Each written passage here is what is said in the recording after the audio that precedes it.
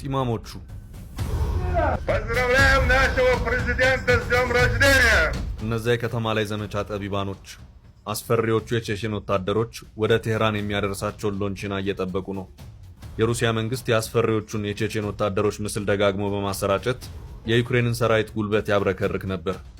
ምክንያቱም የቼቼን ወታደሮች በስም ብቻ ሳይሆን በግብርም ልዩ አቅምና ችሎታ ያላቸው እንኳን በአካል ተገኝተው ፎቶአቸው ሽብር የሚለቅ አስፈሪ የጦር ሰራዊት ናቸው። ታዲያውን ትራምፕ እግረኛ ጦር ወደ ቴህራን የሚያስገቡ ከሆነ እኛ ለኢራን ለመዝመት ዝግጅታችንን ጨርሰን የመሪያችንን ትዕዛዝና የሎንቺናዋን መምጣት እየጠበቅን ነን ብለዋል። ለቼቼን ሰራዊት ወደ መካከለኛው ምስራቅ መዝመት ወዳጅ ሀገርን የመደገፍ ፖለቲካዊ ጉዳይ ሳይሆን ሃይማኖትን የመጠበቅ መንፈሳዊ ኃላፊነት ተደርጎ ይቆጠራል።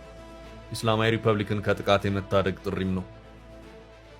የሙፍቲ አህመድ ካዲሮቭ ልጅ የሆነው ፂማሙ ራምዛን አክማቶቪች ካዲሮቭ የቼቼን አለቃና የሩሲያ ጦር ጀነራል ነው። ሳር ቅጠሉ ለፑቲን በሚገዛበት የሩሲያ ግዛት ውስጥ የቼቼን ሰዎች ግን ከፑቲን ይልቅ ለዚህ ፂማም ሰው ታላቅ ክብር አላቸው። ዘ ታይምስ ኦፍ ኢንዲያ፣ ክሮኒክል ኦፍ ፓለስታይን፣ ኤፒቲ ኤንድ ሌሎች ሚዲያዎች እየዘገቡት እንዳለው ከሆነ ታዲያ ትራምፕ ከባዱን ውሳኔ የሚወስኑ ከሆነ ይህ ፂማም ሰው የሚመራውን ሰራዊት ወደ ቴህራን ለመላክ ሐሳብ እንዳለው ተናግረዋል።